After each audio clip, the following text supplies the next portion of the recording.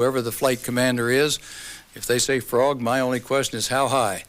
We're leaving this to go to the Kennedy Space Center in Cape Canaveral, Florida for the Space Shuttle Discovery launch. Right now you see the members as they're about to get into the van at the launch pad. Then we'll also see later on the closing of the hatch and the takeoff, which will happen this afternoon at 2 Eastern. These are members of the astronaut support team here at Kennedy Space Center.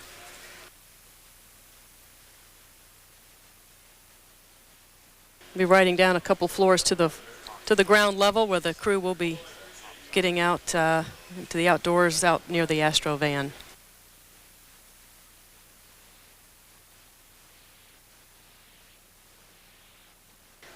NASA Test Director Doug Lyons now informing the launch team that the team is now departing the operations and checkout building and to continue monitoring their systems as normal, notifying him of anything unusual that he might need his attention.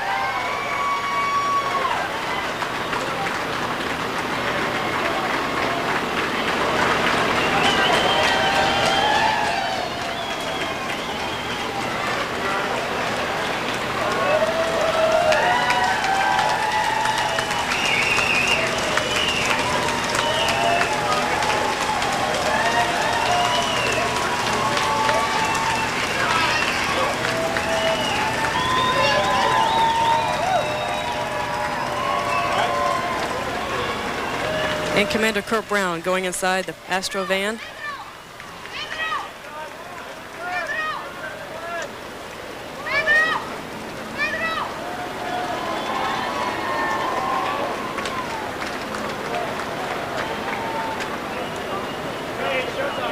All crew members now aboard the NASA Astro van that has been used for many years in taking astronauts out to the launch pads on the day of launch.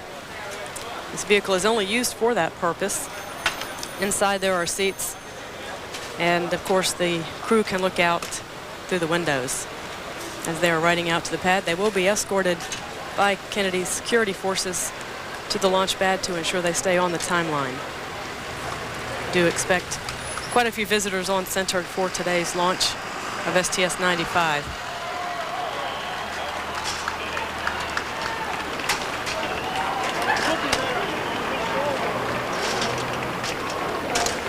And the entourage has now departed their crew quarters. The astronauts now on the way out to the launch pad. It'll take about 30 minutes before the crew to arrive at the launch pad.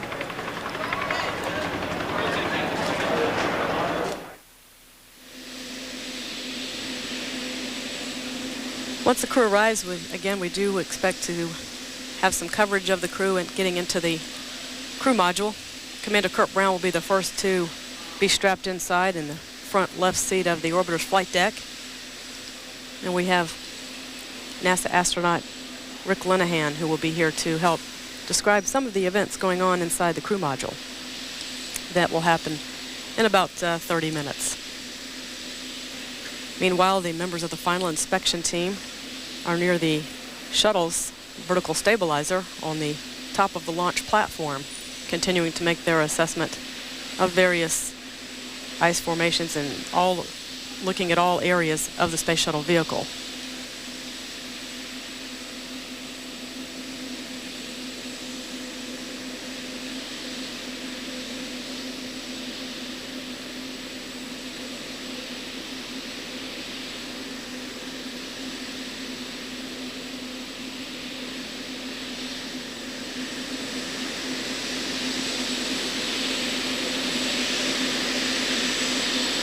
Once the flight crew arrives at the launch pad, there will be several voices that will be heard over the audio system.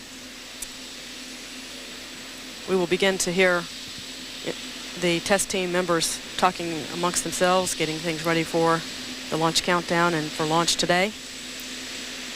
Some of the voices that will be heard will be NASA Test Director Doug Lyons and Orbiter Test Conductor Ray Probst.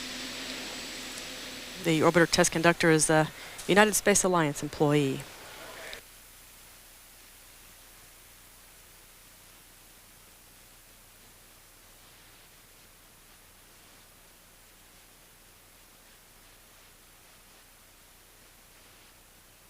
And NASA Test Director Doug Lyons given the clearance to security forces to allow the Astrovan through the designated secured areas on base.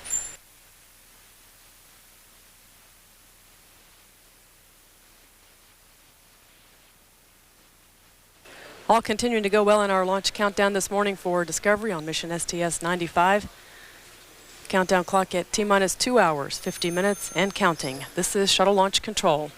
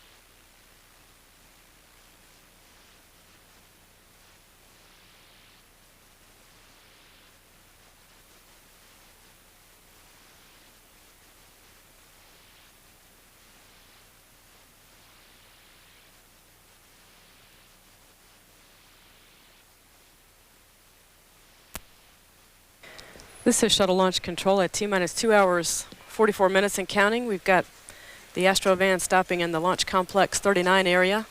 They're here just outside the Launch Control Center. Several members of the management team will be getting out at this point as usual and coming over and joining the launch team here in Firing Room 1. Stop letting them out still. See you.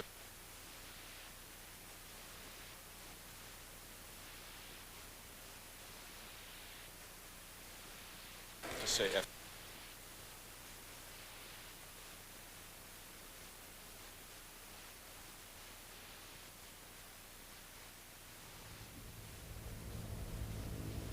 Employees are standing by watching the astronauts as they depart out toward the launch pad.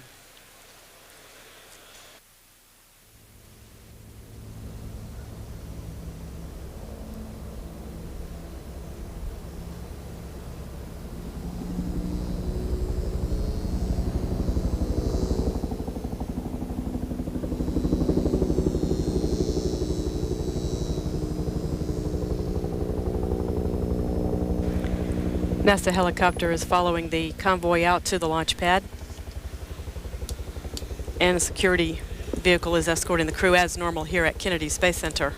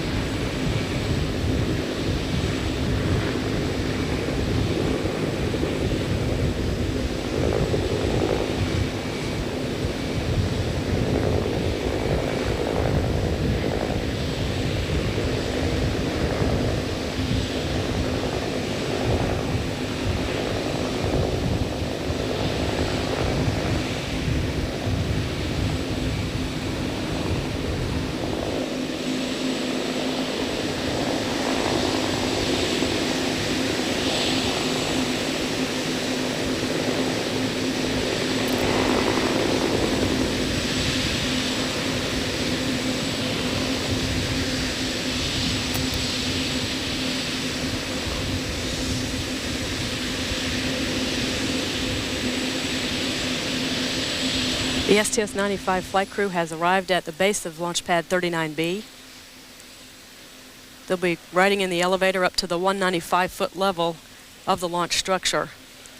That's the level where the orbiter access arm allows entry into Discovery's crew module.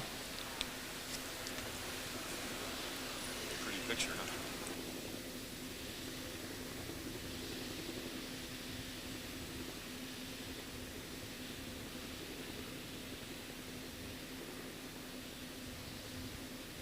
And NASA Test Director Doug Lyons just giving the go-ahead for the crew. They have a go to proceed up the launch tower and into orbiter Discovery's crew module.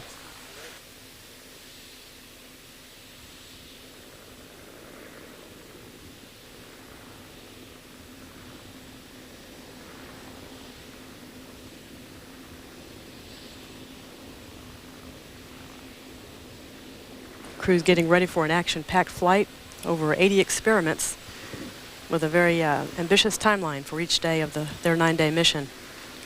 Looking at operational television, which is coming over in black and white.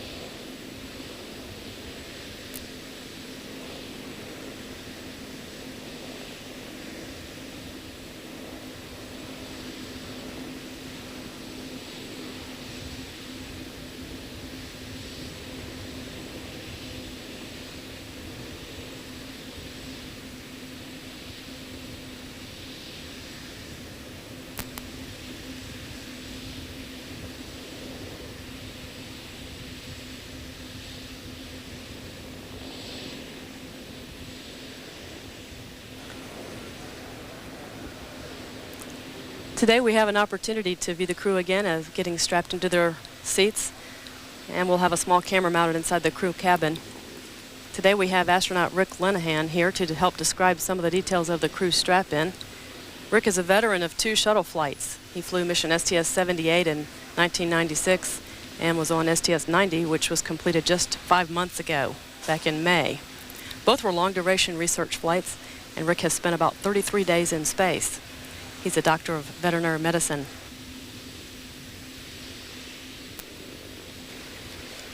Rick, we're glad to have you here today.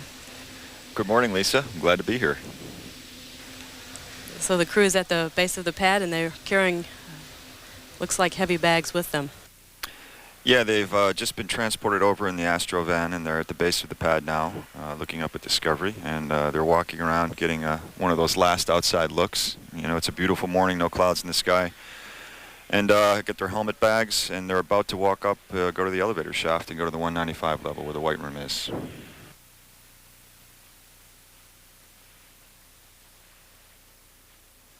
And there's a beautiful shot of Discovery sitting on the pad right now, all blue in the background. We've got 100% go for weather here at KSC today, and also at the transoceanic abort sites over in Africa and Spain. So weather is looking very good today.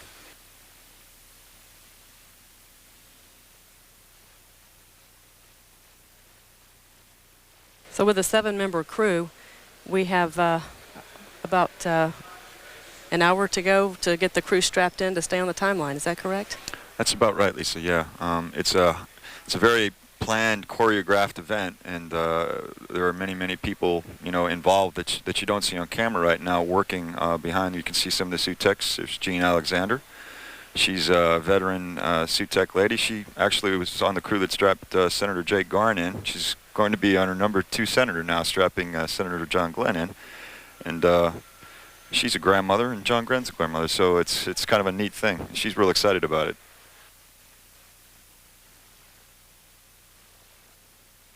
And we have a view here of the white room, which is the entry port into the Orbiter Discovery's crew module.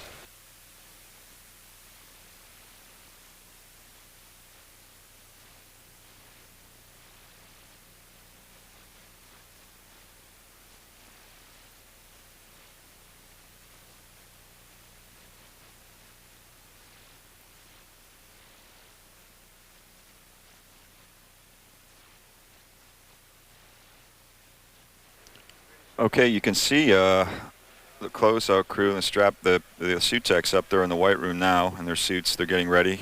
Carlos Gillis is up there. He'll be strapping Senator Glenn in this morning. And in the background right there is the attachment point where the white room swings over on the gantry and comes into the hatch of the orbiter.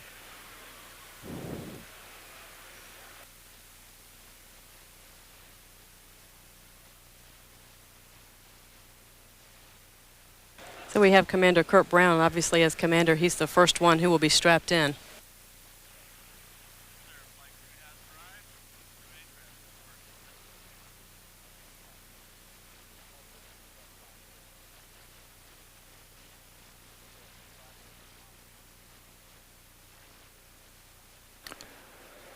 And right now the commander, Kurt Brown, is being fitted with his harness.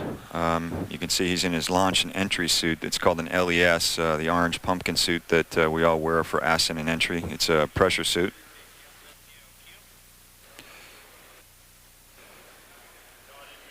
And now he's zipping up that harness. And you can see the different fittings and all the paraphernalia that they have to deal with. It's, as I said, a choreographed event.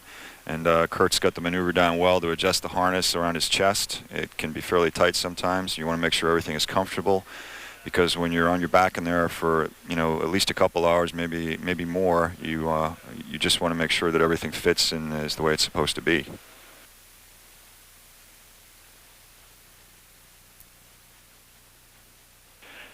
And right now he's about to put on his comm cap, and that small beanie cap you can see contains two kind of ear pads, earphones that will go over his ears, and there's a wire that connects out to the communication system through the helmet, and that's how the crew members talk with each other when they're on the pad in their helmets and during the ascent profile of the mission.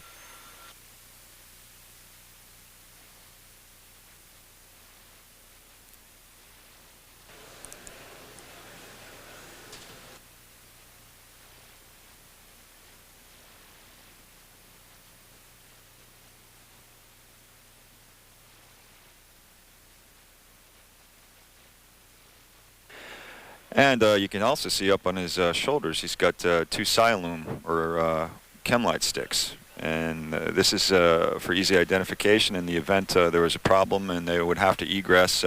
It helps identify crew members if there were things such as smoke in the area or low visibility. Also in a bailout procedure, he would be easily identified with the light stick at a night, or if there was some type of rescue of that nature.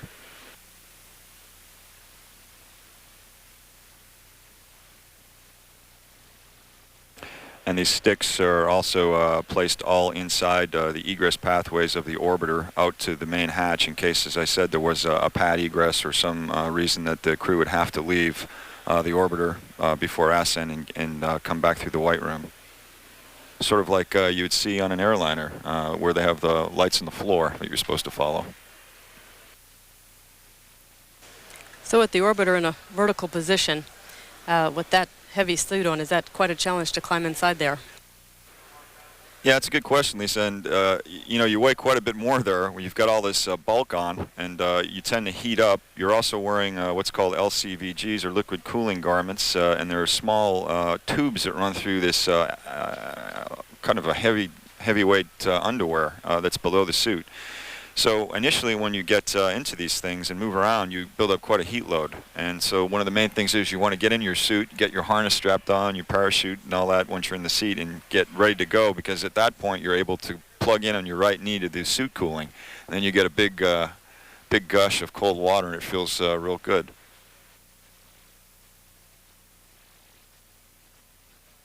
So Commander pulling himself up, getting into position there.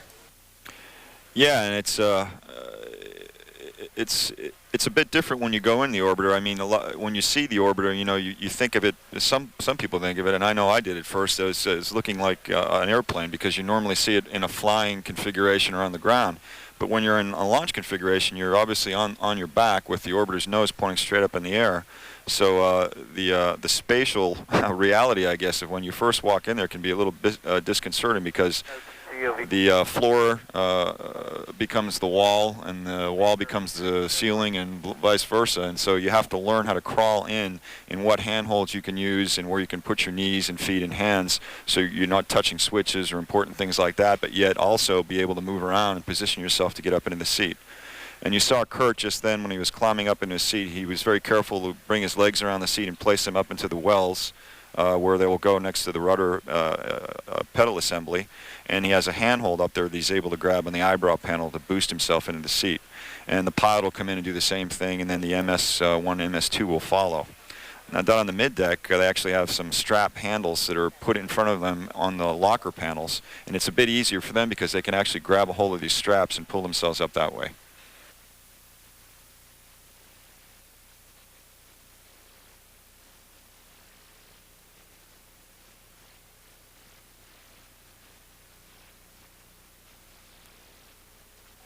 CGNC, OTC. Go ahead. Step 519, is that a perform? Yes, we'll go ahead and do that. We're going to CMQC on 141.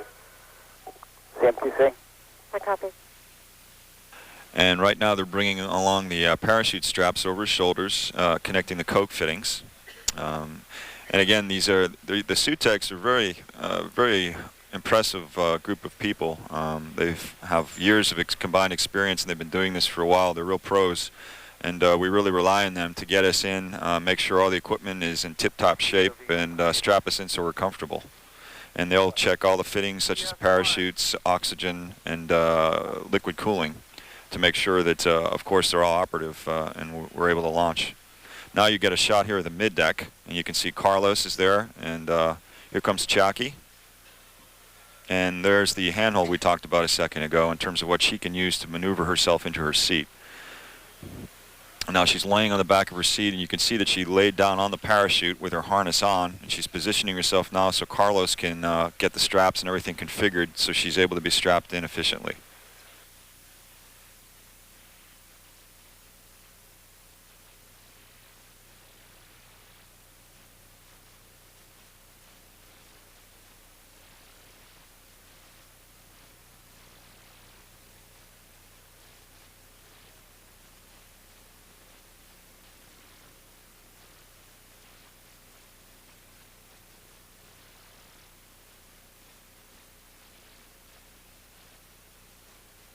DVD, OTC.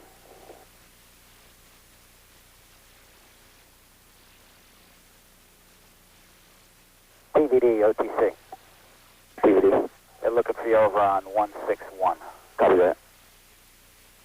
And now we're getting the 5-point harness fitting here coming across after Kurt's been strapped in. His parachute's assembled, the shoulder straps are on, and the 5-point black and yellow harness straps are coming across, and that will hold him in his seat. And these are tightly cinched down around his legs and across his chest, and you can see it's not unlike a racing harness buckle that you would see in a race car, similar very to a fighter plane or a race car seat. 525 complete. And then we are ready for GMT Delta adjust. Copy that.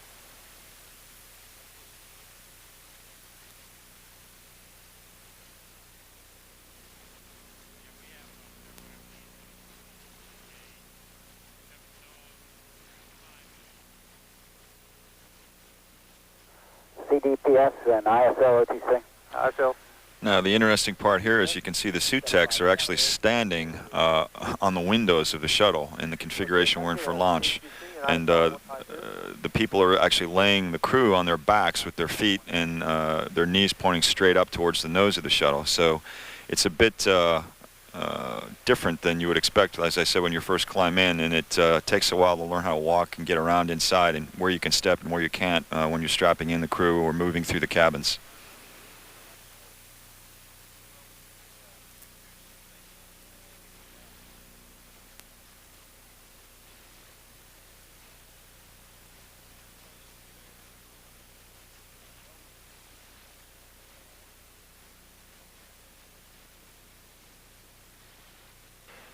And Kurt's job right now is really just to relax and let the suit techs do what they need to do to make sure everything's configured properly for him.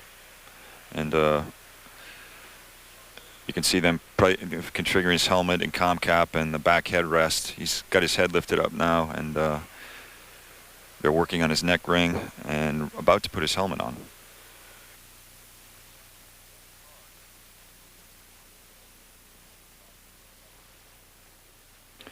You can see he's being a bit careful here with his mic booms. You have to make sure that they're positioned properly right against the corners of your mouth so you get good pickup when you're trying to talk with other crew members. Now he'll be making voice checks, won't he, once they get the communications hooked up? That's right. Once they're all in, they'll go through a whole crew voice check.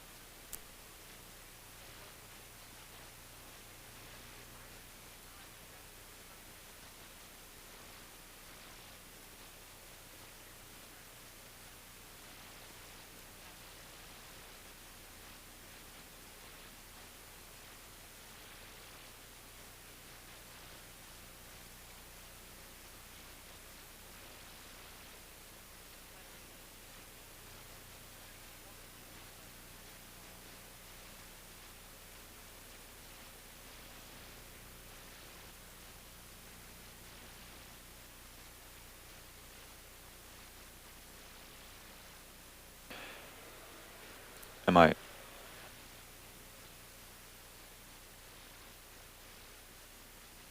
And you can see right here, Kurt's putting on his gloves. These are new type suits called ACES. The primary suit before was, I should have, as I call it before, is an LES, but actually they're being replaced by the ACES suits, which are similar suits that were flown by pilots flying the SR-71s.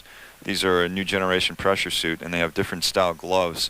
The old LES is actually kind of a standard type glove that you'd put on and plug into a bladder and cloth, but the new ACES, as you can see, have wrist rings that snap in and it's more of a complete suit, and it's I think most of the astronauts feel it's a much more comfortable suit than the old LES.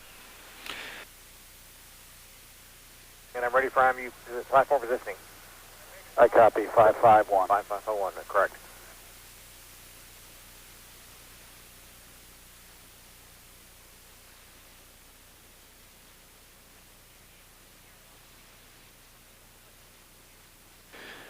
Well, actually, right now, since he's got his helmet open, he's a bit attenuated with the comm cap on, but you can pretty much hear everything that's going on. People are talking, yelling at each other, trying to figure out what what the plan's going to be, getting people in and out. There's a lot of excitement. You can imagine that people are very charged up and anxious. They want to do a good job, and so we want to keep the flow going. So Kurt is kind of, as the commander, is orchestrating a lot of this, and he's talked with his crew this morning about how he wants things to go. The closeout crew, Jeannie, knows exactly who's where and the equipment and how they're going to do this. It's as I said, a very choreographed, orchestrated event that they practice at TCDT before that. And we've got Steve Lindsay, the pilot, U.S. Air Force Lieutenant Colonel, right there. He's about to come in and get up beside Kurt, who's also Air Force test pilot.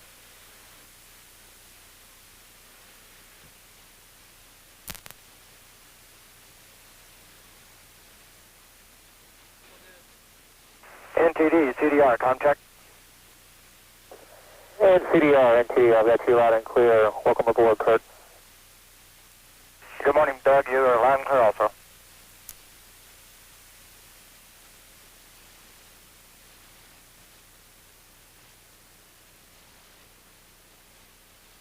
Houston, CDR, contact. CDR, Houston, I read you loud and clear. Good morning, Kurt. Good morning, Susan. We have you loud and clear also.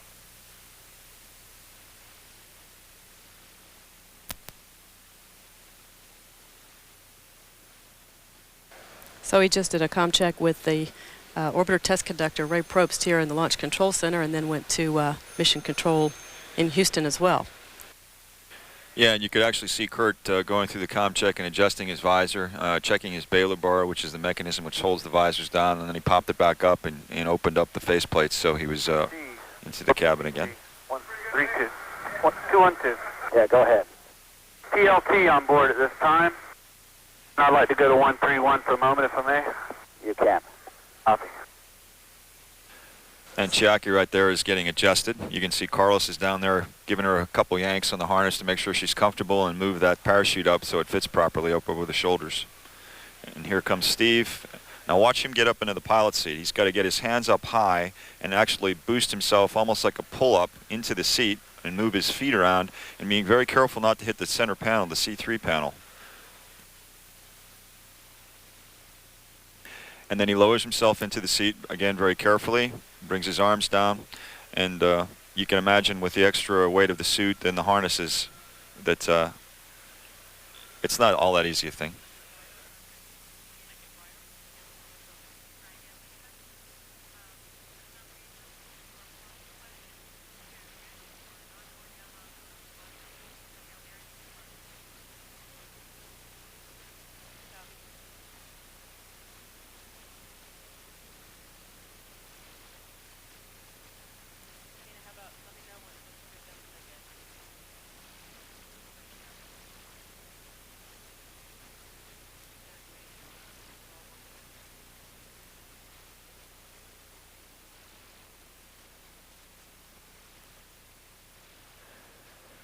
You can see right now he's giving the big thumbs up, and suit tech is about to plug in his suit cooling. You can see those hoses that he's manipulating over on Steve's right leg are actually the plug-ins to the liquid cooling garments we talked about earlier. And you can actually see at his wrists there where the wrist ring comes back a bit, his blue underwear, and that underwear contains small tubes that circulate water through his upper torso and lower legs to cool him down while he's in the suit.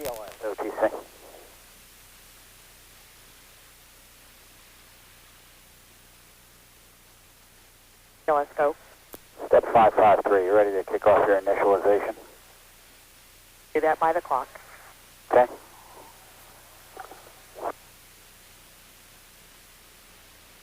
You have a go on the clock. Let's copy.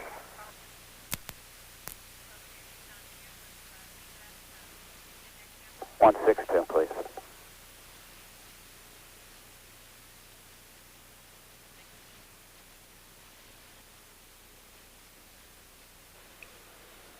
You can see that this is as much an art as a science in terms of getting people into their seats and adjusted well. Every time you get in, even in your same equipment, you could be in a bit of a different position, and things shift a bit. So it's very important to make sure that those straps fit and adjusted properly, and that's exactly what Jeannie's doing now. She's coming across in the parachute bottom strap, tucking in all the loose ends. It's very important to make sure you don't have things hanging or in the way in case you had to move fast. You do not want to be hung up on any of the equipment in the orbiter. And Steve's checking his pull-down strap. That actually adjusts the neck, and you can see when he pulled it a bit there, it brought the steel ring down around his neck, and that makes it more comfortable when they're in that position, lying on their back, so the ring doesn't come up and get into your mouth and actually hit you in the nose. And it's fun for shorter people. It can be a little bit of a problem in these suits. They'll actually have to bring that neck ring all the way down to keep it in position so they can sit and be comfortable in the seats. And here come the 5-point harness straps.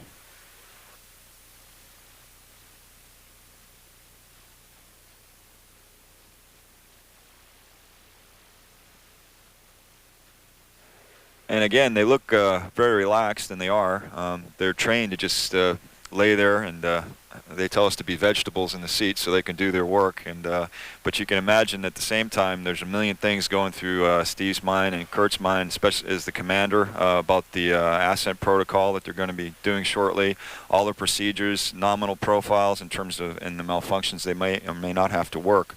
So they're probably right now going through all kinds of checklists, thinking about what's going to happen in the next several hours, and making sure they're mentally prepared while they have this opportunity to relax a bit in the seats. We do have a long launch window today that's 2.5 hours, and so that means they could be sitting there strapped up for quite a while. Copy. And I'm back on. Right, the potential, usually you figure about 2.5 hours on your back when you get in, but there's the potential that they could spend almost twice that if the window slips a bit and they delay and they go, and it could be upwards of maybe 4 to 5 hours sometimes while they're on their backs. And as we said before, you definitely want to get up there, and you definitely want to hope it goes as fast as possible, because it's preferable to spend the least amount of time on your back before you lift off. Jackie right here is checking her personal equipment. You can see she's got her knee board on, that blue with the strap that comes around her leg, and in that she's probably carrying, I can see a flashlight, some cards for writing down anything that might happen on entry, and she's pulled her mirror out now. And it's funny, but the mirror is a very important thing, because when you're on your back strapped in like that, you have very low visibility, and you cannot move your head around much. Because of the helmet, it's almost impossible to look backwards or much to the side or overhead. So Chiaki right now is using the mirror to look around, make sure she sees where everything is, and checking the different experiments that may or may not be powered up now in the mid-deck. It also allows her to look across and see her crewmates if she's having problems turning her head, or the helmet might get in the way.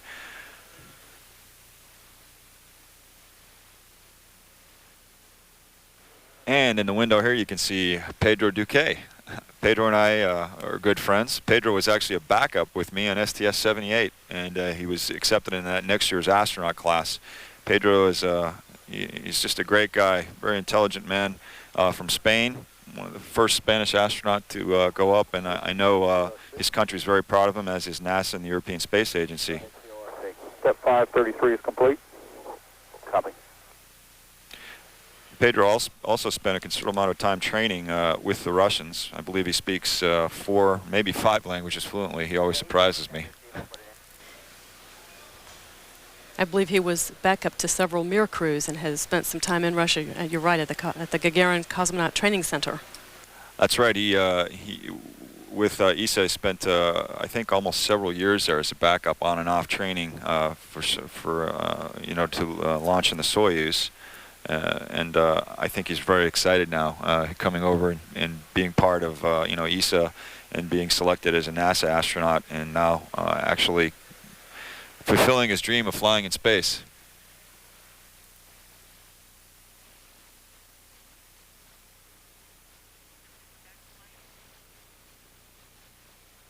We've got 4 of the 7 crew members now inside the crew module. They're working both the flight deck and mid-deck simultaneously. You can see Steve's got his helmet on now, and his hands playing with the comm cable that will hook up the comm cap into the helmet and allow him to go hot and begin his voice checks. And again, Steve is in one of the new aces. You can see the metal rings in the wrists covering up the LCVGs, and he's about to don his gloves. Copy. You can also see that Steve has a knee board on, and he'll be very intent on keeping this knee board available with a pen out, because he'll be monitoring a lot of things in ascent. Pilot's position is a very, very busy job. He's got to worry about the APUs, and of course they all look at the main engines. There's a lot for him to do over there in terms of the electrical bus systems on the orbiter. And a lot of emergency procedures. He's probably, in terms of what he has to do on ascent, if there were any complications, got more work and have to know more pertaining to different systems than most of the other crew members. So it's a very demanding position, and they train long, hard hours in the simulator to get to this point.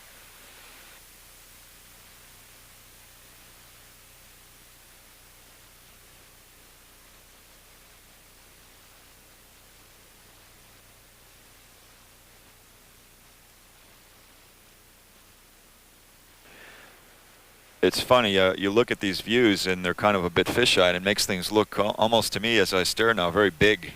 Like there's a lot of more room in there than there normally is, but it's a very cramped compartment. You're getting a good picture of Steve, but if you could imagine that camera that you're looking at Steve through is maybe, about 6 to 8 inches, maybe a foot if that, from his face.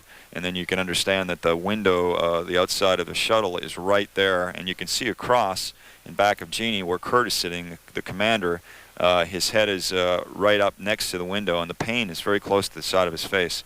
So it's a bit deceiving in terms of when you're looking at a view like this, in terms of what looks like to be a lot of space, because it's a very small volume to be working and moving in. And these cameras will be removed before flight, won't they? Those cameras will be, but there will be an ascent camera that will also show at liftoff through the back of the window of the orbiter where it's mounted of what the crew looks like on the flight deck at ascent. Now, that is not a feed that is normally available for coverage. It's just something that is available for just a local coverage there inside the crew module. Right, and there's also going to be a camera down on the mid-deck mounted there too, and you're right about that. That won't go out, but it will be available later on to be shown, to whoever would like to see it. I'm sure the media would be very interested in pictures of the mid-deck today, as the flight deck also. But it's quite a show when you get back to actually watch your own ascent video, or sometimes they can even relay that up to you after you've been up there for a day or two and see yourselves actually bouncing around at ascent, going into space. So it's a very neat ability to be able to do that, and I think it helps show people what it's actually like to be in the cockpit at liftoff in the shuttle. And I have you loud and clear also. Good morning, Susan.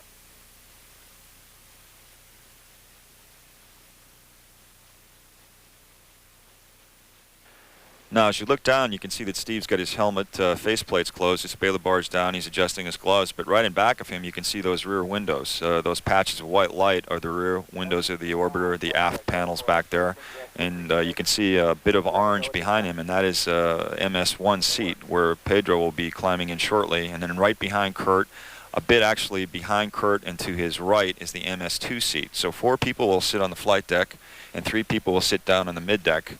And the camera we just talked about will be mounted directly in back of Pedro.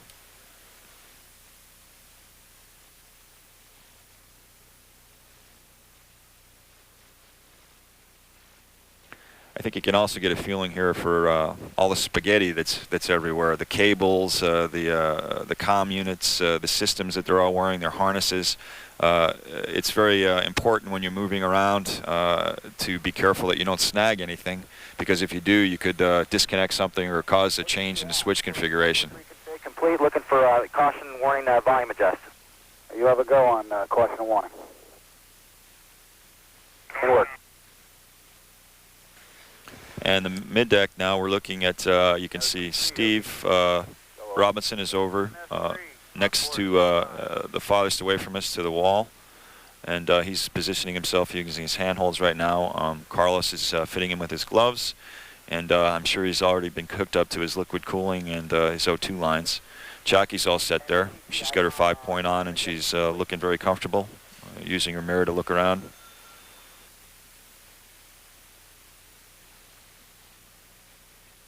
There's actually a bit more room down on the mid-deck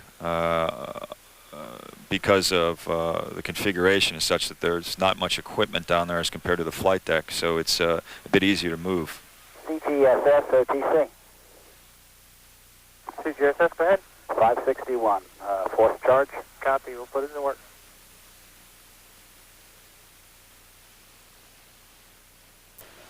The next crew member that would be going into the crew module would be astronaut John Glenn. Of course, he'll be going down to the mid-deck to be seated in between Chiaki Mukai and Steve Robinson. That's correct, Lisa. And there's the senator right here. He's about to go through the same drill as you just saw with the other crew members, getting up into his harness, stepping into the 2 leg holes, and they'll pull that up around him, and then they'll start the adjustment process. You can see the orbiter hatch right in the background, and that small kind of like metal slide is actually how they get in. They can't walk in because there's not enough clearance, so they'll actually get down on their hands and knees, and you have to crawl in and then stand up or move yourself around feet first or head first to get where you need to go, if that's the flight deck or mid deck. And OTC CGSS, I can give you 562 and 63 complete. OTC copies. It's a great scene because to me, I mean, I know this. The guys up here, Chris Minard, and they're got to be happy about this because in terms of it's a little bit of history here. Not to have Senator Glenn getting back into the orbiter, and they're the lucky guys who get to be part of that history this morning by being his suit techs and strapping him in. And I know they're really excited about that. We were talking about it last night in the White Room, and great opportunity. Hi, TRP-12. Yes, sir. You have a go on step 571 to load new tapes. Copy.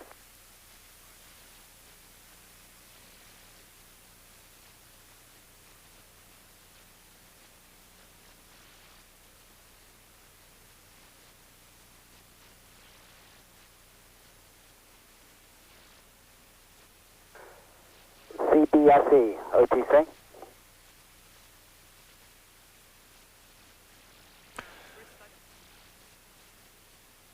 OTC or RSRT.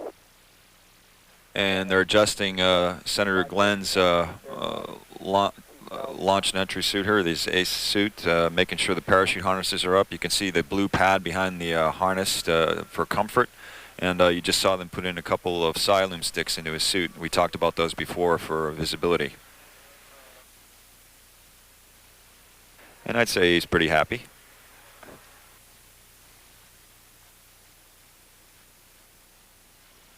You can see the neck rings right now. You've got those two little orange tabs with the white elastic bands coming out, and they're just Velcro tabs that will come out. Because this is a pressure suit, you really have a tight fit around your neck. It's like a neoprene turtleneck, almost like a surf suit that goes around your neck. And those bands actually will pull that out away from your neck when you're not configured with a helmet on, to give you a little more comfort and allow more air exchange inside the suit. It helps. OTC CBSE 212. Go ahead. Okay, step 571. This suit's quite a bit different than the first suit that he wore back 36 years ago. That was the silver suit. Yeah, but that silver suit is classic. I mean, when you think about spacemen and spacesuits and all that, you think to the early days, and you think about the early suits, the Mercury and Apollo suits that they wore, and it's amazing the technology and how far it's come in terms of the suits. But yet, the amazing thing is that the technology back then is that they came up with that in a very short period of time, and it worked, and it worked well. And so they were able to build in that technology over the years, and you know, much of that technology that we have from the military and NASA has been applied today to suits such as this, and a lot of different areas of, say, fire rescue, EMT, things like that. And so NASA technology has trickled down in a lot of ways you don't really think about, and one of those ways would be the spacesuit. CS1, I lead you loud and clear. Good morning, Chiaki. I tend to think, though, that the Senator's probably a bit more comfortable in this suit than he might have been in the first one.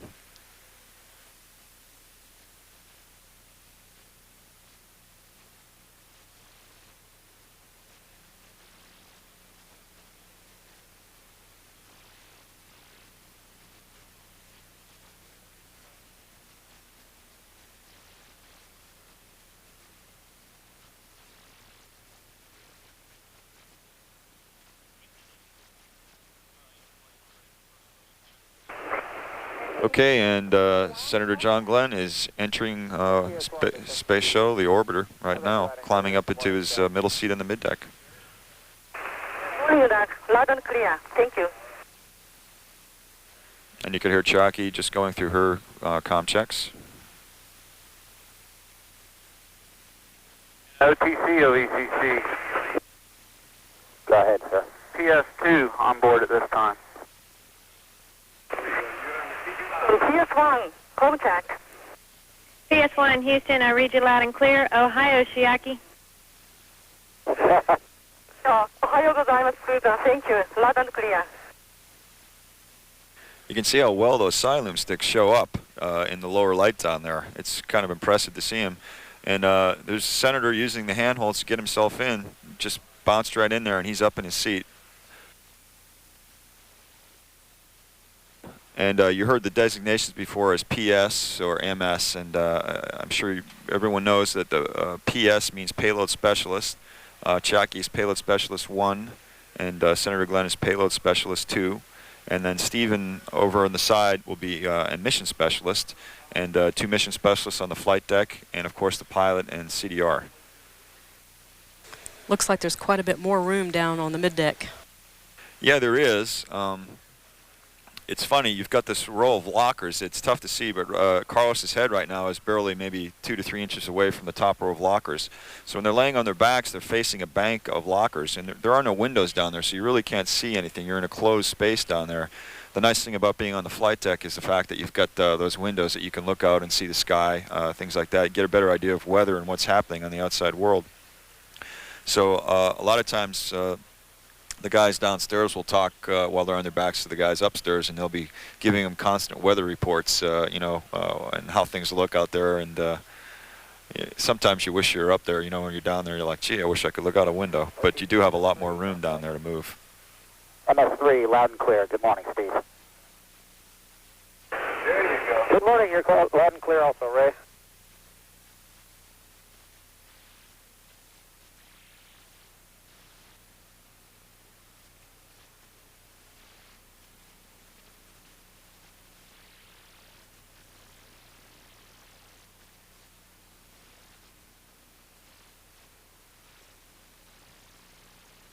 NTD, MS3, ComCheck.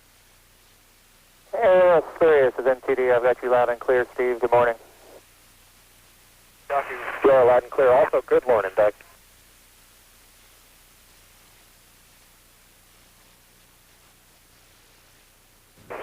Houston, MS3, ComCheck. MS3, Houston, I read you loud and clear. Good morning, Steve. You're loud and clear. Also, good morning, Susan. And that's Steve Robinson going through his comm checks.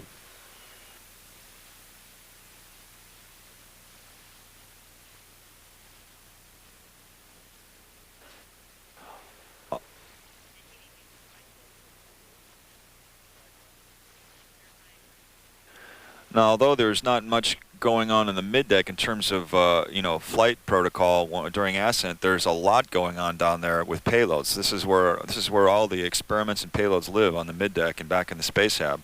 And the payload specialists and mission specialists, their primary duties, above also being responsible to serve as members of the flight crew, is to take care of these experiments, many of which are going to be powered as they go on into ascent.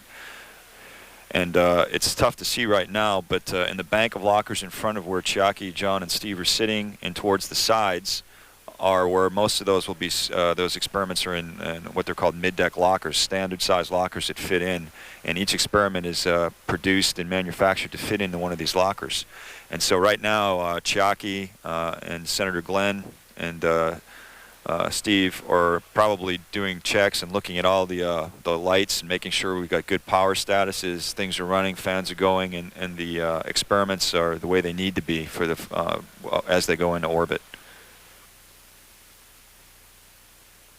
You can see the overheads there next to Chiaki. There's some floodlights up there. There's the oxygen valves which supply them their oxygen sources, and some lighting and some comm stations up there. As you look across, it looks like Jim is over there, Vegas, one of our own. Jim is the astronaut support person, the prime asp for this mission, which means one astronaut will come in and train with a group that's called astronaut support personnel here at the Cape. In each mission, one astronaut will be a member of this closeout crew and go in and help strap in everybody and be the go-between between closeout crew and any issues that might come up with CB and problems. He's also a troubleshooter. He'll be the guy that goes in and adjusts the cameras or does the last-minute fixes on things and helps the crew, you know, get comfortable in their suit. Okay, Scott's out here, Scott Parazinski. Scott and I are classmates. We started together in 1992. Scott's an MD, and this will be his third mission. Great guy. Now, as mission specialist 2, he's the last one to get inside. Yeah, you can see he's talking with the rest of the guys up there. There's Travis Thompson, head chief for the closeout crew. Travis has years of experience. His whole family's been involved in the space program. He's got it in his blood as he speaks. And, you know, the thing about this is you look at the crew and everybody up here, and you got to think at the same time of the thousands of people involved behind the scenes who will allow all this to happen. And this is, you know, the final preparations and the end result, the distillate right here of the crew getting in and ready to go. And these guys, as I said, they're professionals. Travis was on both my flights, and some of these other guys too, and you just couldn't do this without these guys. They really do a lot of work, and they spend long hours here in preparation getting things exactly right for the crew.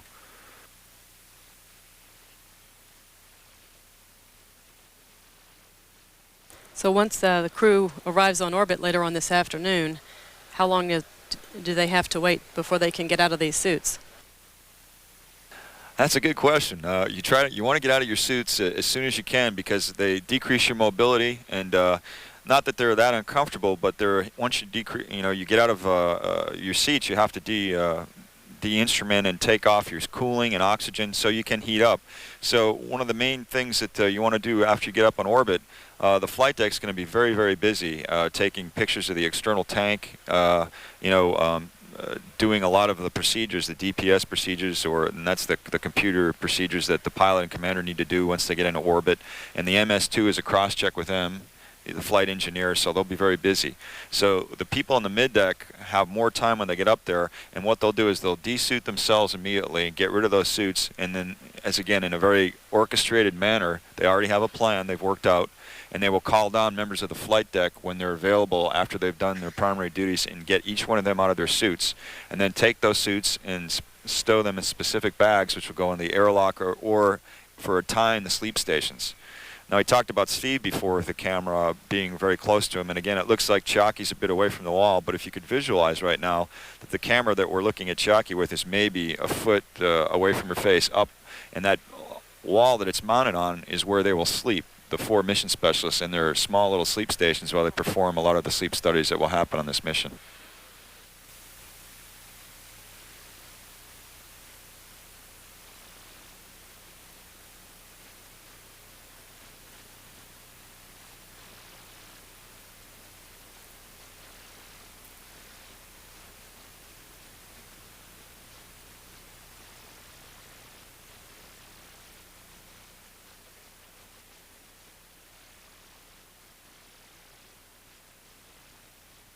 And this is a great shot right now because you're looking straight down from the nose of the orbiter, a plumb view, and you can see how they're actually standing on the back windows. It's very light out there because you're getting glare through the rear and overheads. But there's special plates that have been positioned on these windows so people can walk across them and move. You can see that is Pedro right there that they were just working on, sitting right behind Steve, and Kurt would be over to our right in that picture. And now we're back in the mid-deck. Carlos is checking everybody. He's strapped in Senator Glenn, making sure all his connections are right, getting his tabs in, and now he's connecting his comm line from his helmet to his comm cap, tucking that in so it doesn't get in his way. And Senator Glenn is adjusting his mic booms now to make sure they're at optimal distance from his mouth.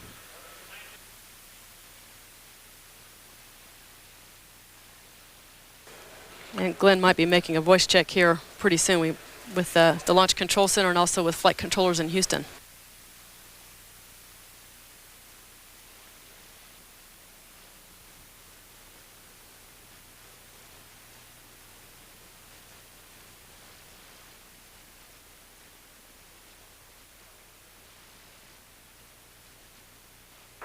O2C, MS1, come check. MS1, I read you loud and clear. Good morning, Pedro. Good morning, Ray. Loud and clear here also. And you just heard Pedro Duque complete his comm checks, and I believe they'll be starting on Senator Glenn here soon once they've got him connected. Scott Parazinski, will, as the MS-2, will be the last crew member in. You can see he's still out in the white room waiting for his call.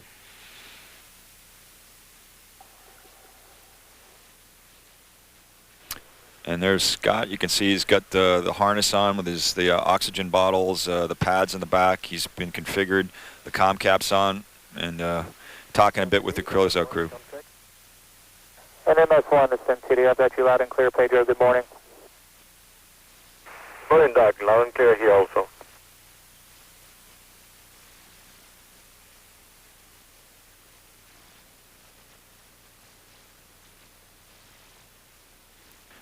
Houston, MS1, come check.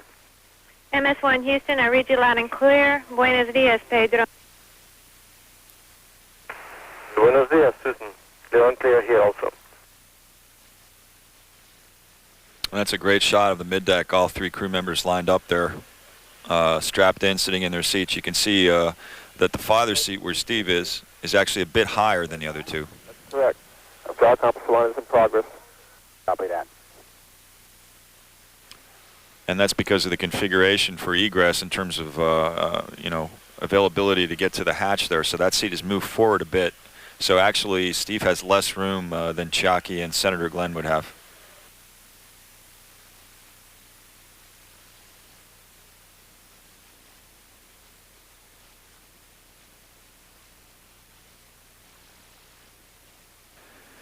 And I know this is a thrill for Carlos. As I said, he gets to strap Senator Glenn in. Go ahead. MS2 on board at this time. That concludes all crew members. Copy that.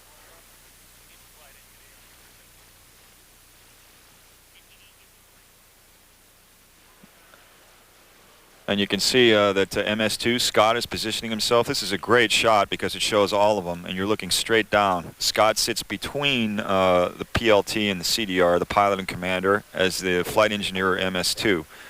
And this is a very demanding position. Scott, in addition to his payload duties and his medical duties, had to train and study very long and hard to acquire the knowledge and skills that he needs to function as the MS2 flight engineer, because he, in some ways, needs to know as much as both the pilot and commander in some ways together, because he monitors everything from the back and actually watches what they do, and kind of is a reminder guy to them about different procedures that will need to be accomplished. And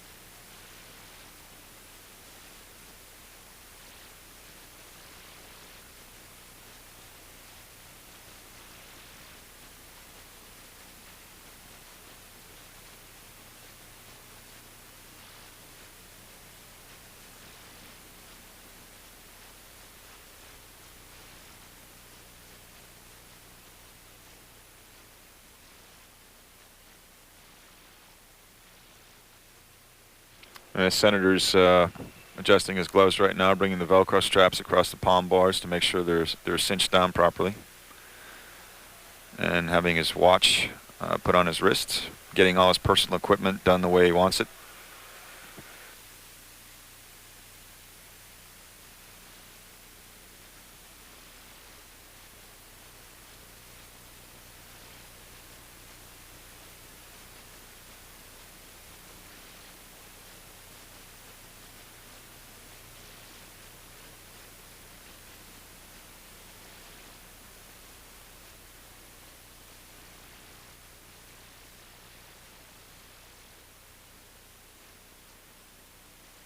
Everything's going right on the timeline this morning. We're just about 2 hours away from our launch today, and everything's on schedule. Weather continuing to look good.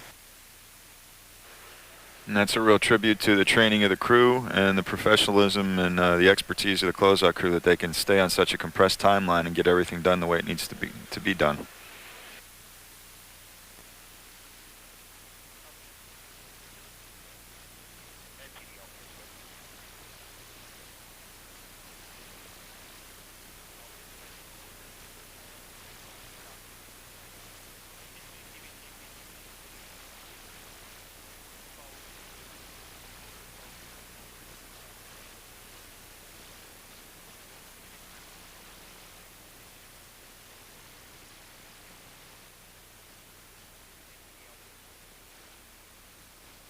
All systems OTC. Verify your systems are ready for crew module closeouts and report any discrepancies.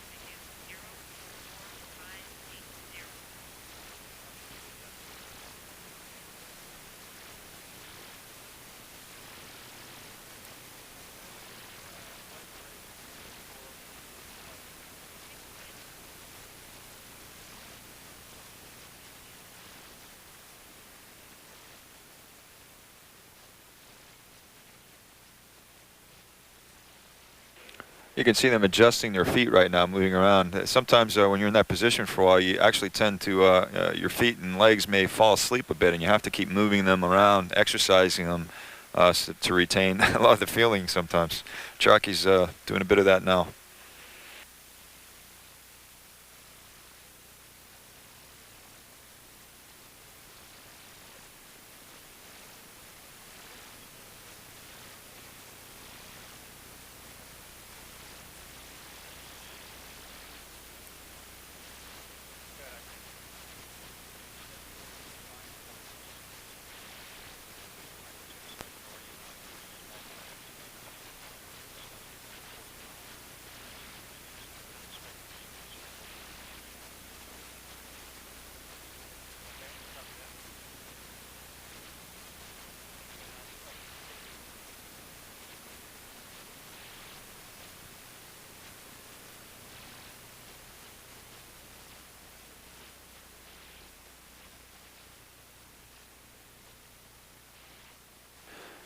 You can see right now Carlos in Vegas, Jim Kelly, Dave Law will be on the outside. They're making sure everything's good for these guys, talking to them now, going through procedures, asking them any questions that they might want to, to ask, or verifying that things are the way they expect them to be right now.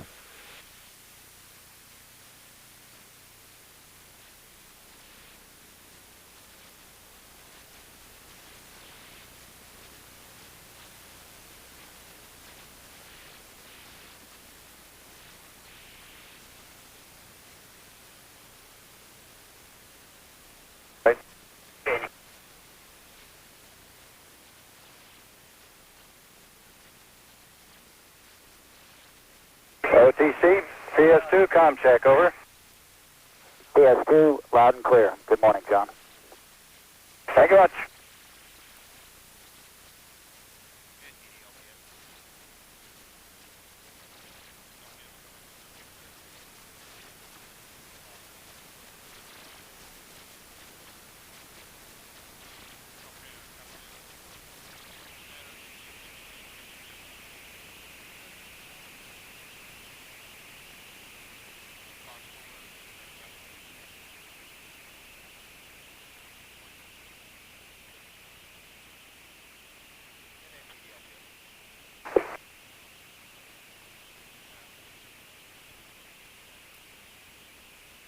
Hello, NTD, PS2, com check, over.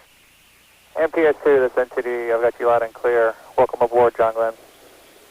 Roger, thank you much. Hear you loud and clear also.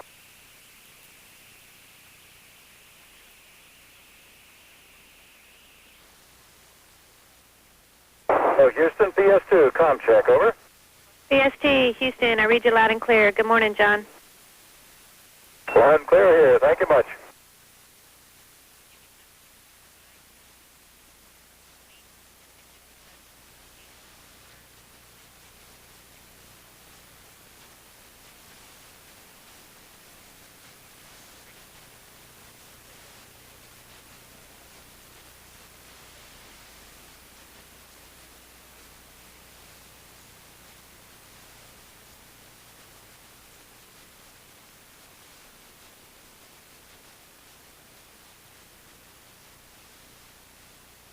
OTC, CFCT.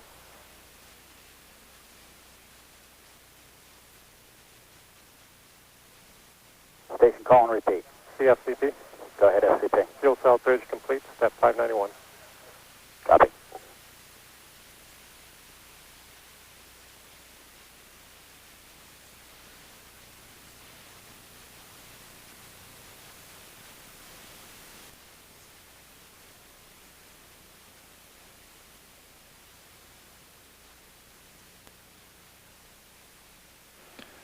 And Scott Parazinski now is getting configured, getting ready for the comm checks. They're putting his cables together. You can see his comm box there, the HIU sitting on his kind of left shoulder strap lapel.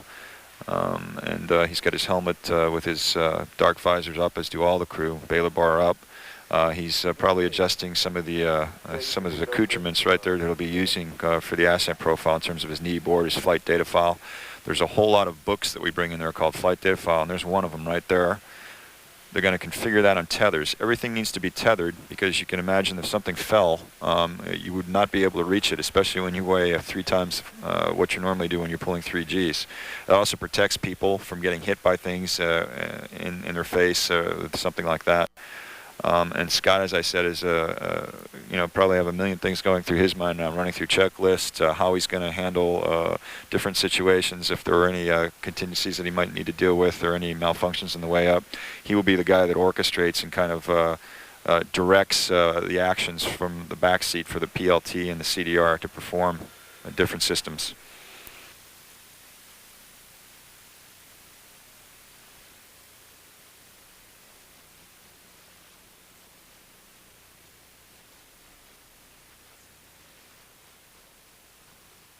We talked about the crew stowing their suits. The seats are stowable too. Is that correct? Yeah, Lisa. And what happens is the pilot and commander seats will stay where they are, but the rest of the seats will be broken down and actually folded and stored at different places in the orbiter, which will give the crew more room to perform their duties during the time that they're up in space. Usually one or 2 seats remain up on the deck, tucked over in the corners, or one can come down and be put at the base of the stairs in the mid-deck, and the others will be placed sometimes in the airlock, or different crews determine where they want the seats. But it's really important you have a good stowage plan, because one of the most important things up there is getting things out of the way, stowed quickly, neatly, and efficiently. Otherwise, you'll be spending a lot of time throughout the flight constantly trying to clean up and put loose things away again. So the mid-deck crew has a really important job when they first get into space, and because that's what they have to do to get everything ready to start science.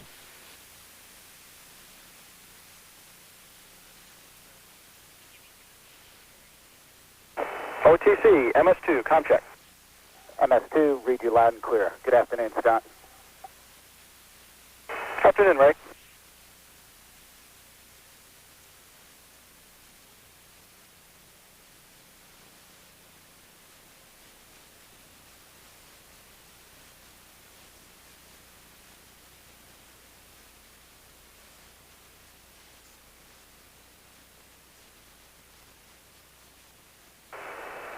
NTD, MS2, com check. MS2, NTD, I've got you loud and clear. Good morning, Scott. That's loud and clear as well, Doug. Good morning.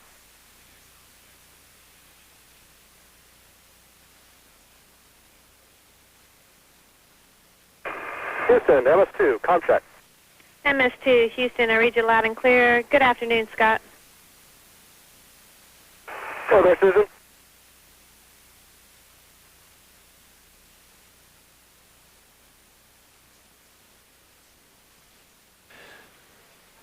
See a good shot there of Vegas, making sure things are good with Scott while he goes through his comm checks. Scott's got his helmet down now while he's talking through the comm system. The mic booms by his mouth. And Vegas is moving down to the back, picking some things up, rerouting some cables.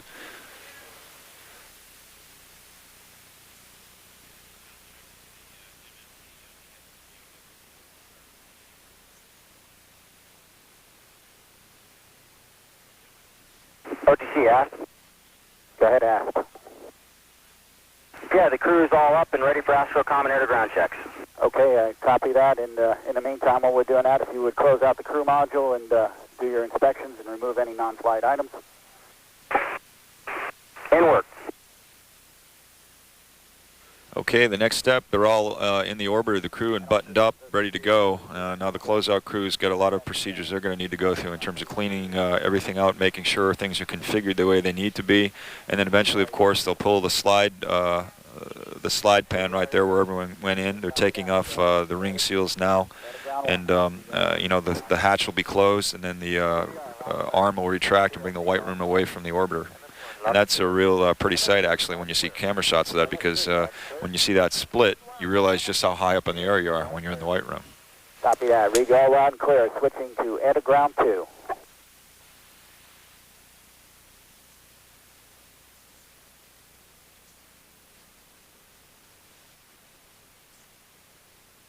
John, air to ground 2. Flight crew, how do you read?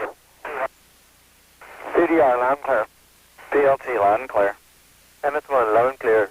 MS2, loud and clear. MS3, loud and clear. PS1, loud and clear. PS2, loud and clear. Read you loud and clear. Switch into ICOM A.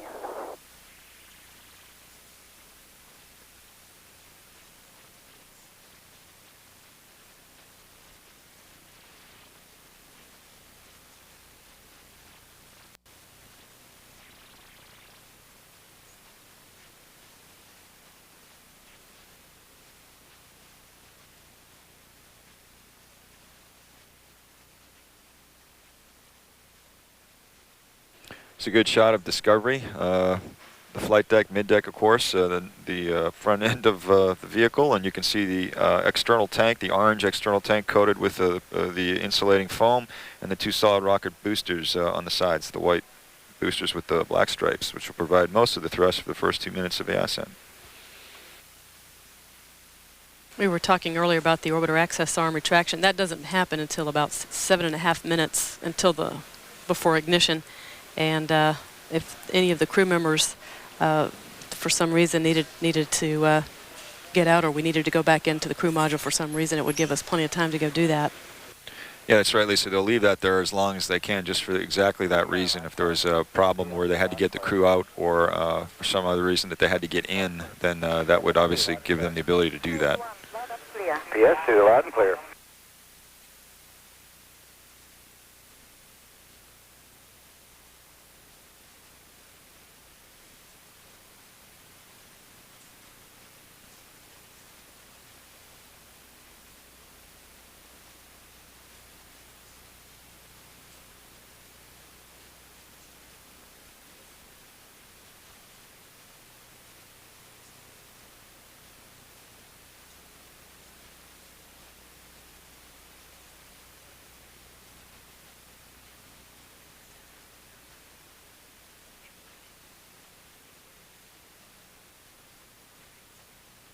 Discovery Houston for the CDR and PLT, configure for air-to-ground 1, comm check. CDR copies, in work.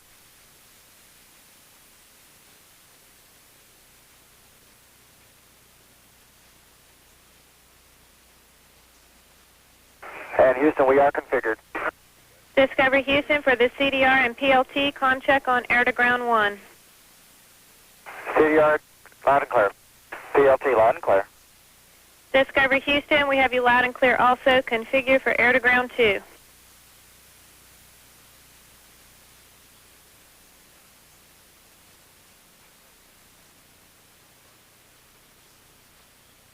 And Houston, we're configured for air-to-ground 2 voice check. Discovery Houston for the CDR and PLT, comm check on air-to-ground 2. CDR, loud and clear. PLT, loud and clear. Discovery Houston has you loud and clear also, configure for air-to-air. In work.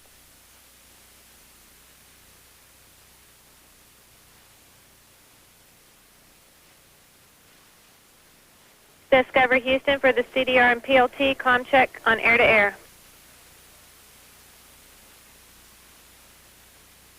Discovery Houston, loud and clear also, configure for SIMO voice check.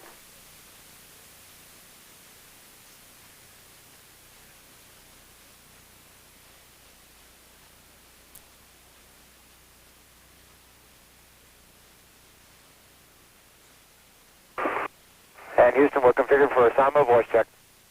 Discovery Houston for the entire crew, how do you hear? CDR, loud and clear. PLT, loud and clear. MS1, loud and clear. MS2, loud and clear. MS3, loud and clear. PS1, loud and clear. PS2, loud and clear.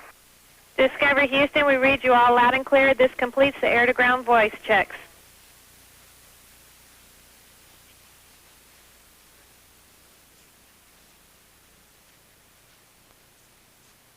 And the crew completing voice checks with desk conductors here in the Launch Control Center, and also with the capsule communicator at Houston. That would be Susan Still, astronaut Susan Still.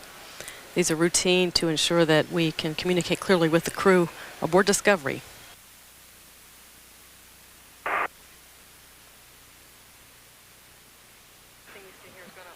And there's a beautiful shot of the pad right there with the vehicle stacked, ready to go. In the background, you can see that large water tower as part of the water deluge system, which will come on when the orbiter main engines and SRBs ignite to dampen some of the noise and shock wave. It's a beautiful day. OTC aft. Go aft. Close out of the crew module is still in work. We're swapping a cooling unit for the PLT and MS1 positions. That's going to require about 5 minutes, and we'll call you with a complete. Copy. Thanks for the heads up. And in the meantime, I'm ready for the fuel cell PCM and MO58F. Okay, I copy that. An MO58F, TV power switched on. ON.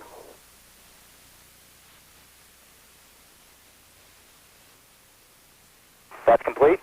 And ML86 Baker, the fuel cell PCM circuit breaker to open. That's complete.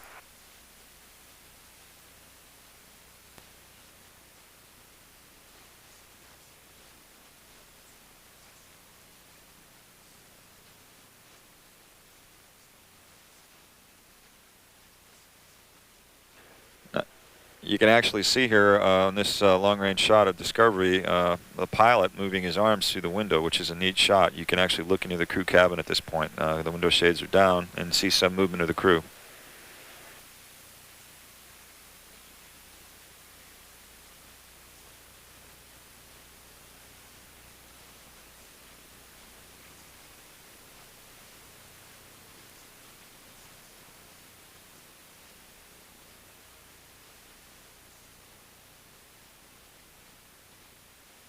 GLS. GLS. GLS initialization is complete. That's step 692.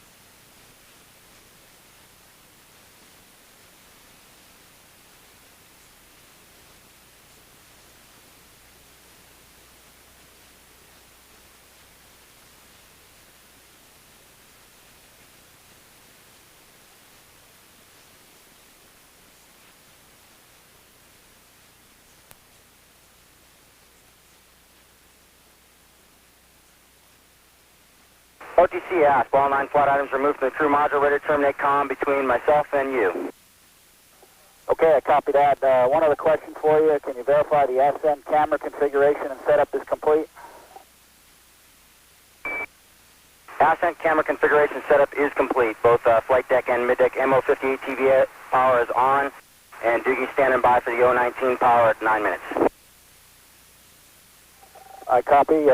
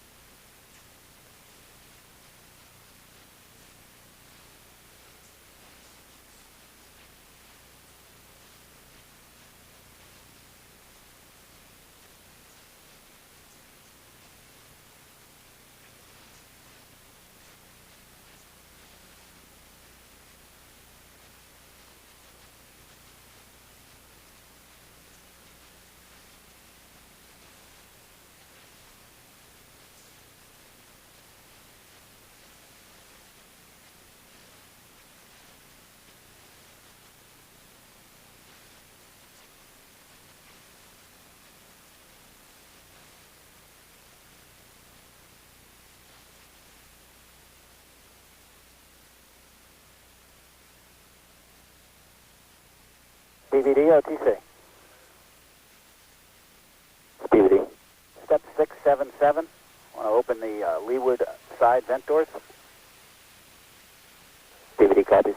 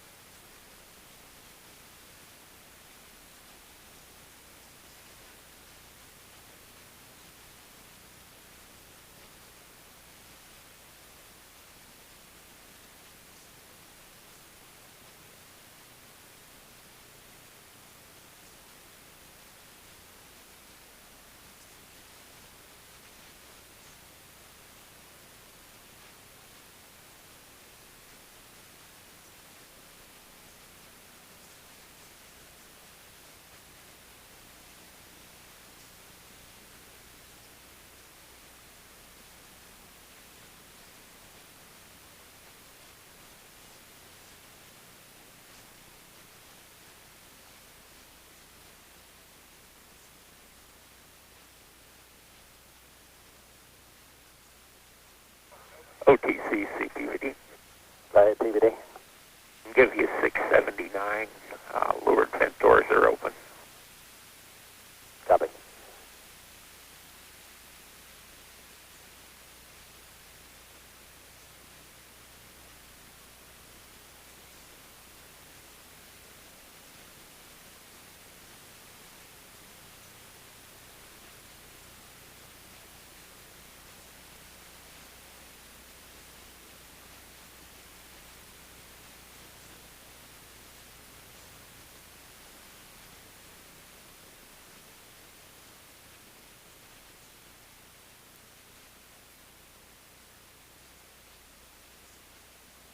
OTC, OVCC, your channel. Go OVCC. Sir, I'd like to get a channel for my NASA quality to clear the TIR log, if that's possible. Use 132. We copy 132. QC 132. I'm ready for step 680 at your concurrence. You have my go. Copy that.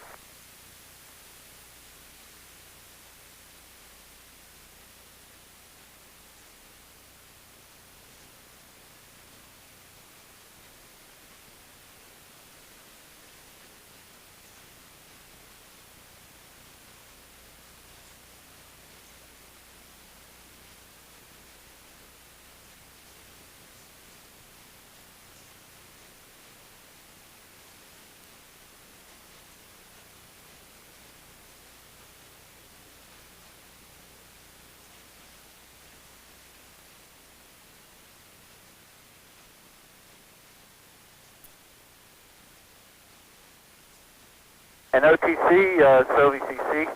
Go ahead. We going to 142 with AFM. Copy.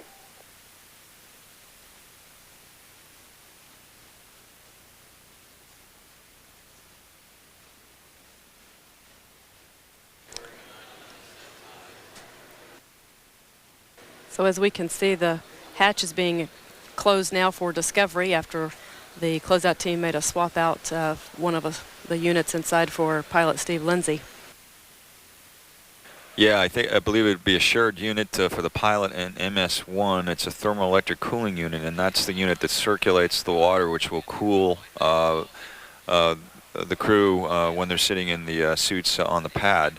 And sometimes some units don't function as well when they're being shared between two others, and they may have felt that they wanted to try a different unit to see if they could get a bigger boost of cooling today. They're shutting the hatch. The closeout crew will lock it with a special device, and then once that happens, they'll go through pressurization checks and adjust their suits, and they'll actually check for pressure integrity of the hull of the shuttle, pump it up, bring it back down again to make sure everything is shipshape before they'll go ahead and launch.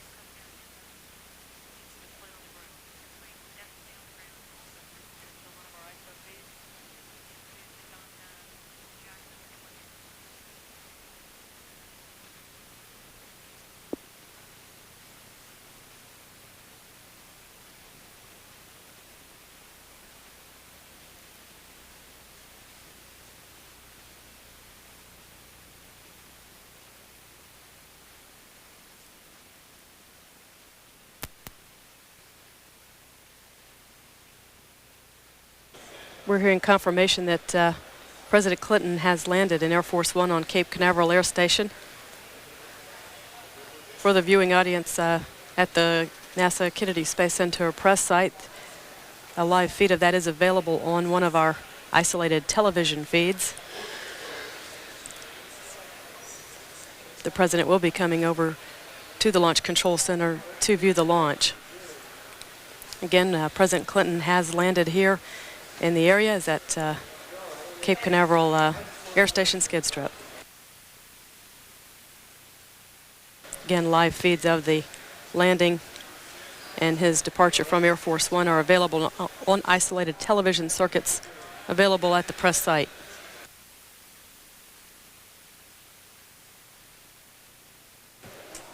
Any activities of the President available for television would be available on isolated television circuits. We will not be covering any of those activities live here before launch.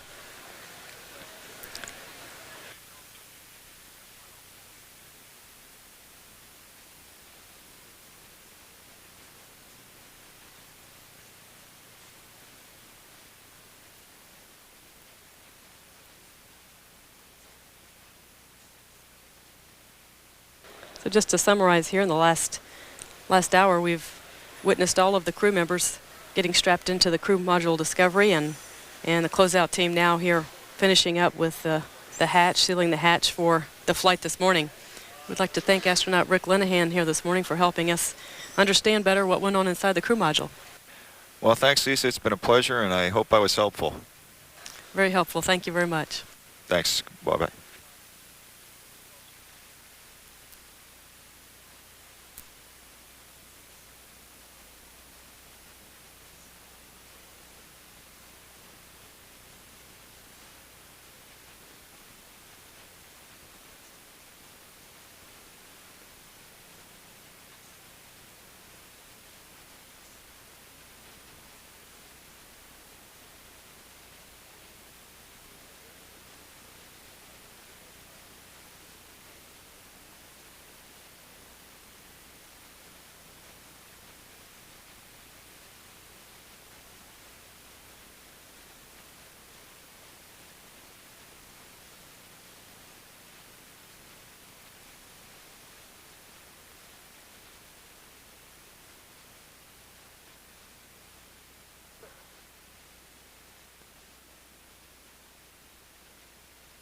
OTC, CGNC. Go ahead, GNC. Yeah, IMU gyro compass alignment complete. IM user alignment maintenance mode. That's step 691. I got it.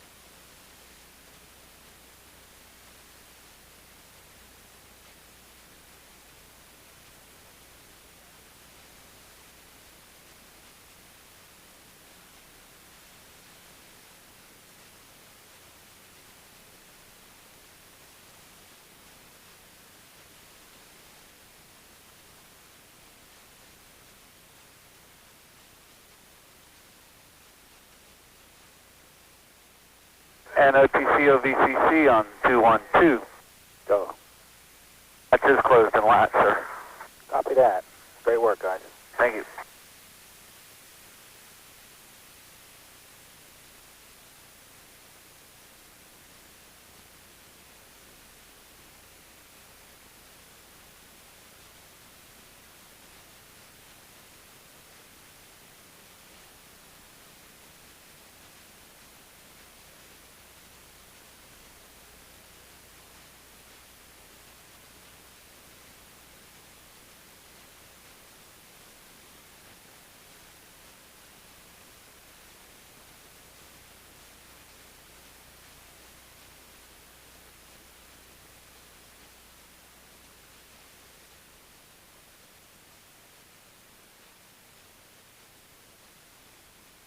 OTC, CL212. Go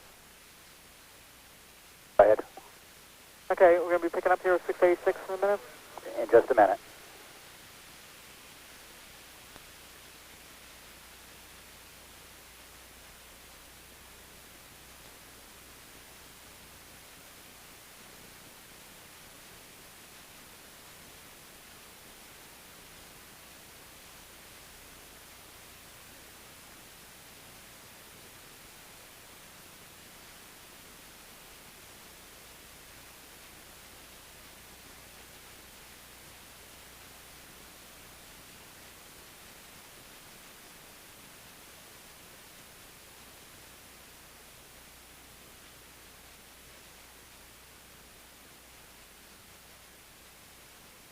And CDR, OTC.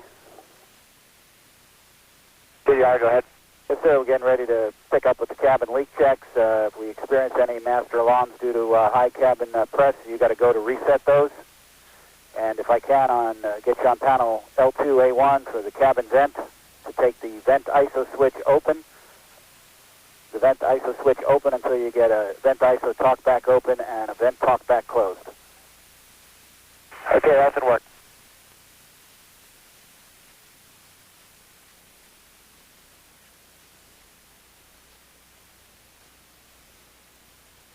And OTC, that is complete.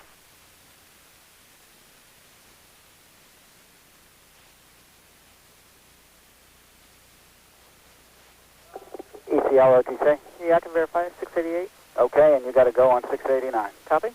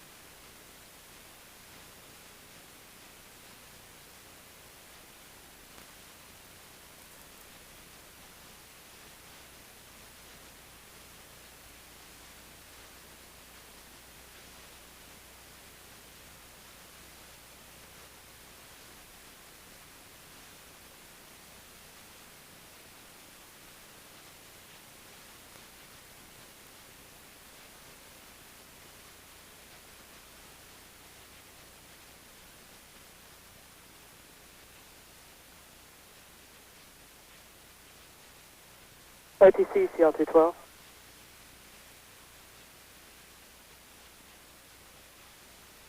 Go ahead, ECL.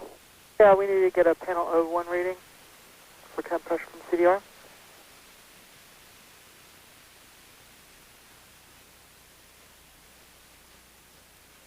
And for the CDR, go ahead. Yeah, I'd like to get a panel 01 reading for the cabin pressure. And we're showing 14.9er on the cabin press. Okay, thank you.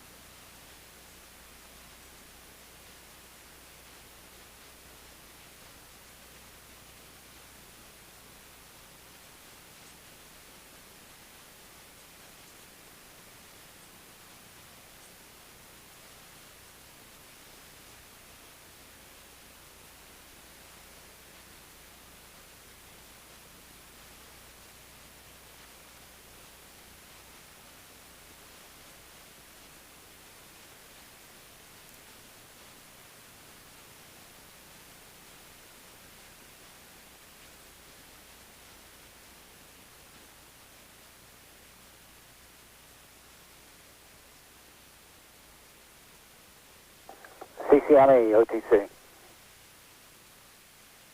Go ahead, OTC. Step 720. All right, copy. Go on to 128.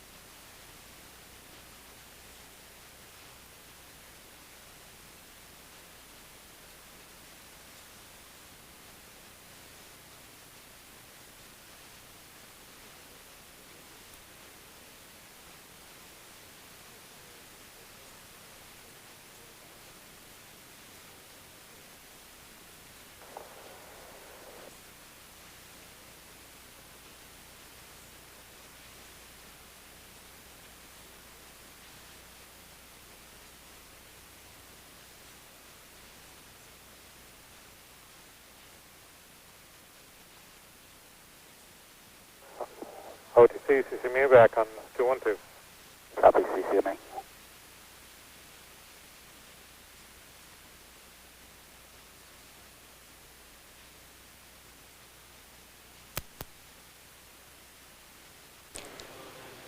This is shuttle launch control at T-minus 53 minutes and counting. The launch team here at Kennedy Space Center completing various activities to prepare the orbiter elements for launch this morning. The orbiter's navigation system is being aligned. Also out at the launch pad, the water tower next to the launch pad is being topped off. This is part of the sound suppression water system that dampens the noise and vibration and the shock of the actual liftoff. Also, the convoy has assembled at the shuttle landing runway. This is a group of vehicles and various pieces of support equipment that would have to be possibly called into action if the shuttle were to have to make a landing here at Kennedy shortly after takeoff. This team is about 4 miles west of the launch pad at the shuttle runway. This is a standard point in our countdown where that convoy would be assembled.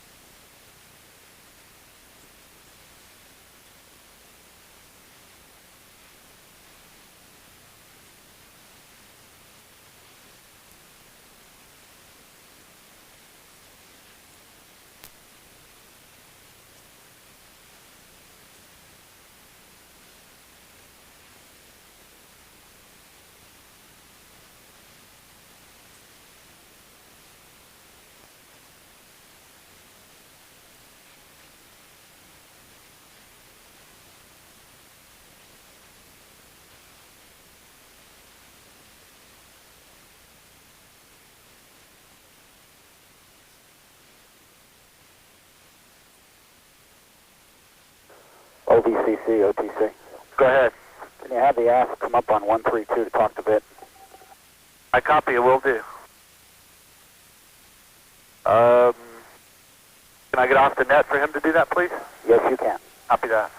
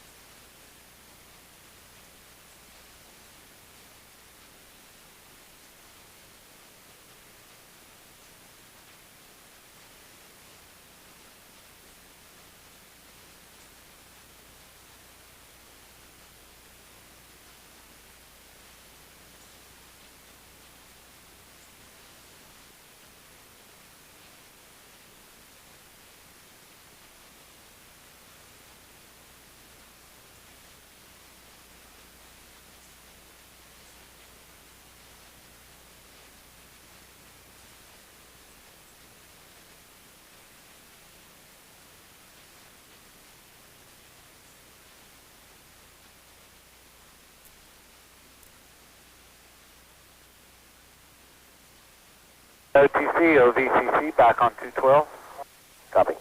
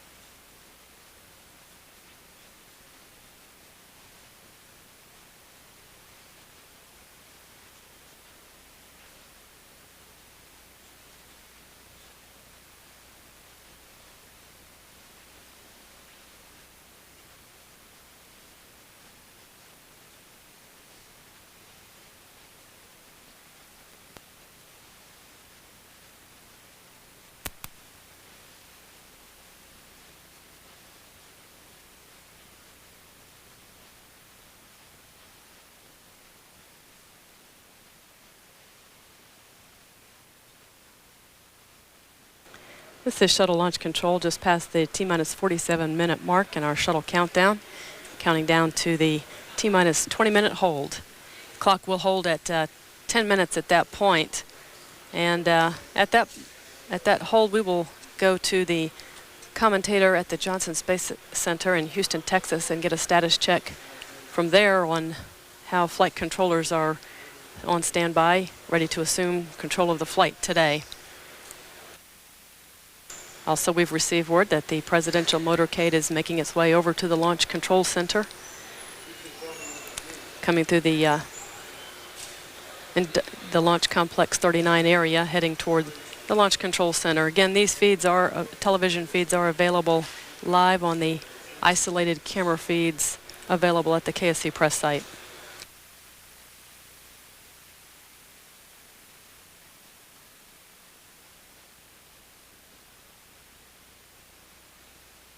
GLS, OTC. GLS go.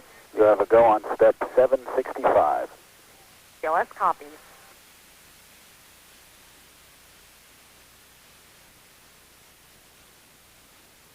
CDPS, OTC. This DPS. 777, your launch countdown sequence activation. I copy. I'll put that in work.